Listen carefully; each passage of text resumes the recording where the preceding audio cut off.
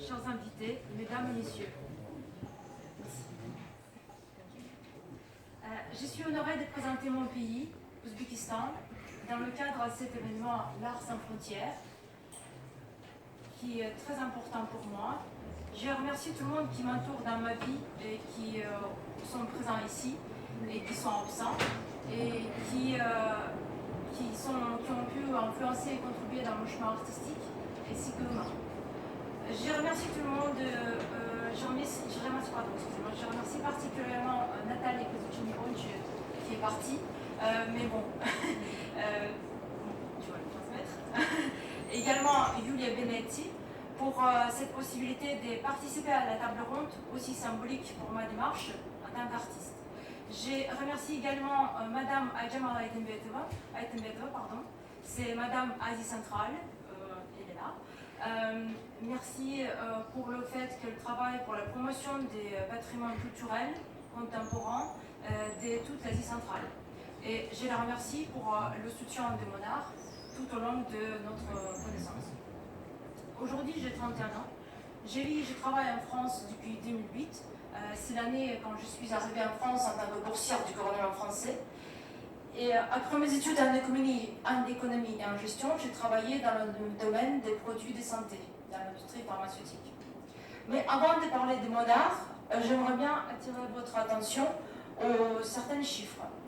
Là, vous voyez les chiffres de l'Organisation mondiale de santé sur les cancers pédiatriques. Le cancer est une cause majeure de décès chez les enfants et les adolescents dans le monde. Il est diagnostiqué chaque année environ 300 000 enfants jusqu'à 19 ans. Il s'agit des statistiques officielles. C'était juste les chiffres pour moi l'année dernière dans un projet d'études oncologie pédiatrique quand je suis arrivée dans ce projet. Il s'agissait de l'étude phase 1, phase palliative. Ceux qui ne savent pas ce qui c'est phase palliative, ce sont les dernières phases avant accompagnement des patients dans leur dernier stade. C'est peut-être le cas pour certains d'entre personnes qui voient ces chiffres, c'est juste les chiffres peut-être. Mais quand j'ai commencé à étudier ces chiffres, j'ai étudié les documents de l'étude, pour moi les statistiques c'était plus pareil. Si vous voulez, je commençais à regarder les agendas que les parents ils remplissaient. Je regardais vraiment tout ce que les enfants notaient, tout ce qu'ils dessinaient. Et au-delà vraiment des protocoles et de la clinique des maladies. Tout d'abord, j'ai été choquée. Après, j'étais impressionnée par ces enfants qui m'ont donné un grand leçon de la vie. Conscients de leur mort, ils profitaient de la vie à chaque soulagement de leur douleur. Ils dansaient, dessinaient, apprenaient leurs leçons, parlaient avec leurs amis et leurs proches. Après cette expérience, les chiffres sur l'oncologie, toutes les statistiques, elles n'étaient plus perçues de la même façon. J'ai grandi dans la famille des médecins et je trouve que l'oncologie, vraiment pédiatrique, c'est le domaine le plus dramatique de la médecine contemporaine. Mon expérience professionnelle marquante m'a fait changer le métier et comme ça, je suis devenue artiste. Et je me suis engagée dans la transmission des messages de bonheur à travers l'expérience des enfants qui sont décédés des cancers. Je pense aujourd'hui beaucoup de gens ne réalisent pas de leur bonheur. Ils ne sont pas conscients des petites choses qu'on peut faire, nous, en étant en bonne santé, en ayant nos bras, en ayant toute la capacité de sentir, de toucher, de voir la lumière et les autres choses qu'on peut faire.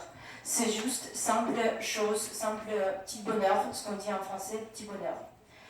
Et si vous voulez, je pense que pour moi c'est important de parler de ce bonheur et comme ça je vais introduire mon premier projet il s'agit de, en fait le projet s'appelle Vous avez un message.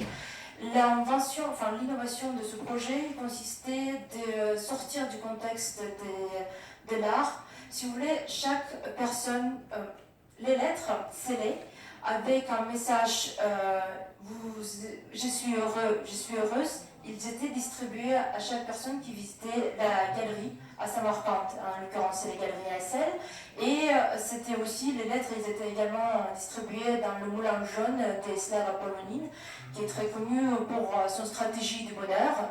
Et du coup, la condition, chacun qui recevait la lettre, il y avait une condition, il devait l'ouvrir chez soi, en privé, en dehors des contextes de l'art. Puisque chaque contexte de l'art, il a son schéma, il a son cliché de comportement. En fait, je voulais que chacun puisse lire en privé ce message et sentir s'il était vraiment heureux ou pas. En même temps, quand la personne lisait ce message, la place de l'artiste, elle s'effaçait et comme ça, elle devenait l'auteur de ce message. Autre projet,